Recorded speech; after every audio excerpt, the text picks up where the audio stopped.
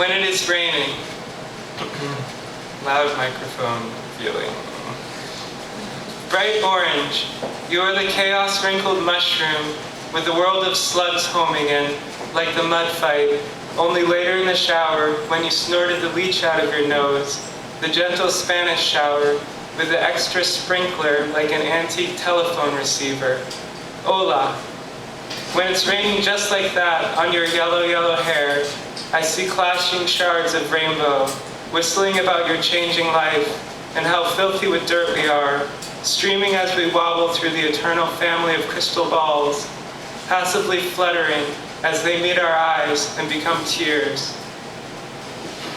That is the rain as we clip-clop onto the wooden floor, too lazy to light a lamp, climbing onto the bed in all of our wet clothes, because humans are made of clay and can be squished together, listening to the metal roof. Big piano. The piano is hardwired for waking dreams, with all the presence of the summer canopy, awash in optimism and catalysmic opiates. Geomelodic traveler, communicating with other pianos everywhere. Even when I'm out, a lightning flash, and everything but the piano disappears. Breathing light, raspberry, black raspberry piano provides sustenance for scaling rusty churches, thundering over myself with the enormous spirit magnet. I get to choose which ones to read in between reading them.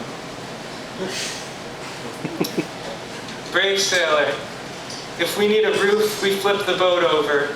Where we love, we live, our bodies as bridges. An explosion revived my ears, frames in sad boxes. Melt away in the rain, we swim over the dam, soaking in the acid of plums. There is safety and fear, playing with each other's hands. The water is boiling. When the worms of the earth fill the hollow in my skull, I will have a brain again to remember all this. Okay. So, these poems, these are poems.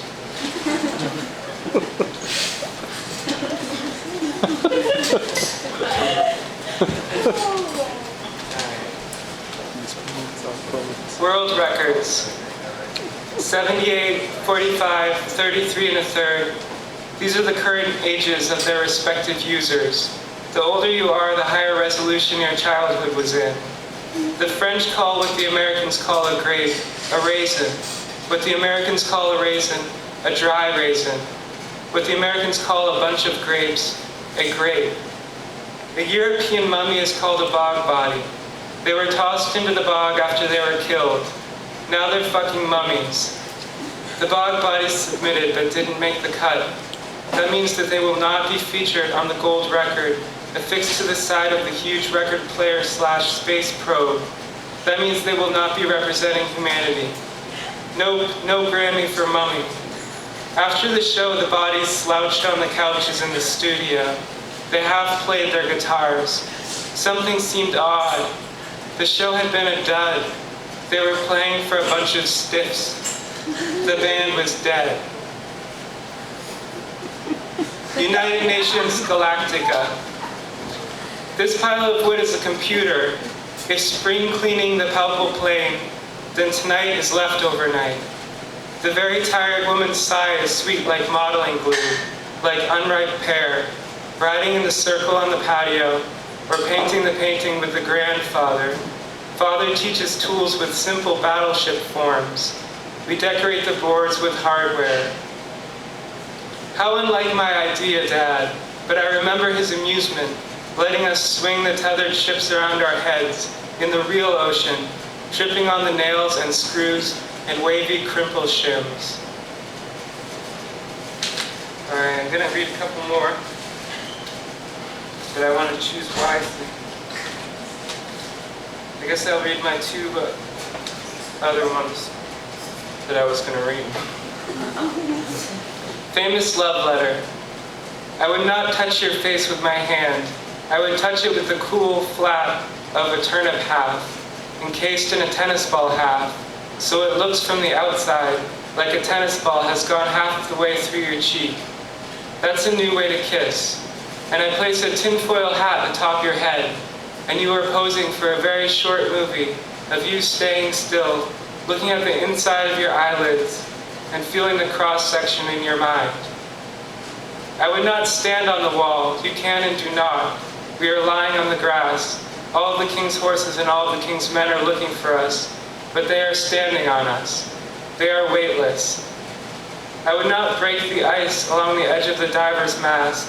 Frozen lung pears cooled into submission, and a party of loons in the floating caboose, glowing along the distance, a staring crab necklace, locked in time shortly to drown, in library display.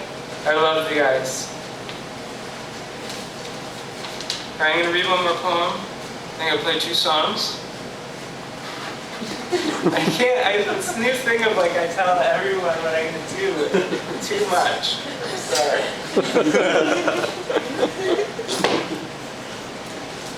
Electricity. She flossed and brushed too much again. Her gums are gum. She is E.T. Her body is wet cement stuck to a sweaty bed. This is a hissy toxin sweat. I think of a high school visit to a weird Boston friend, where a glass guitar broke its headstock. Her forehead is also primate. She is thick red. She puts a ruler in her mouth. From her back tooth to her front tooth, 21 inches. She is almost 30 years old. She has lived in this small cabin house for over a year, but blown candles still smell happy birthday. Her legs are 6 sweaty feet long, stretched on the off-white comforter. She thought she'd hurt her toenails, but they had black candle wax stuck to them.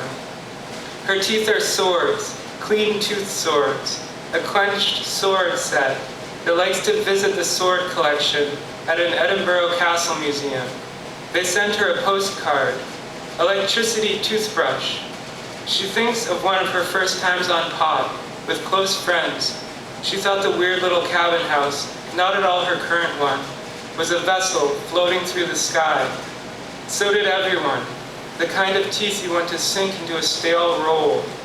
Now she sleeps in the roof. It's really like that. When she weighs 5,000 pounds, those 5,000 pounds are floating. She is old, long in the tooth. One tooth can be 7 feet long. They hollowed out one of her teeth and made it into a canoe. They floated it down the Connecticut River before the settlers arrived. They used their imaginations. It's fun for her to think about the people concentrating, floating in the canoe made from her tooth, because it is still in her mouth and she was somewhere else. Scribble your teeth. She saw her shadow in the future floating over an altitude sickness meter. It was off the scales. She felt fine. They had built a city on some of her teeth. It was a good city, sustainable. When the city got tired of being on her teeth, it went away. They fizz and bliss. There's a carbon statue of her teeth. It's made of dust. She brushes it into the stove. It floats out the chimney. It settles on the snow. Horses eat it. Horses don't brush their teeth.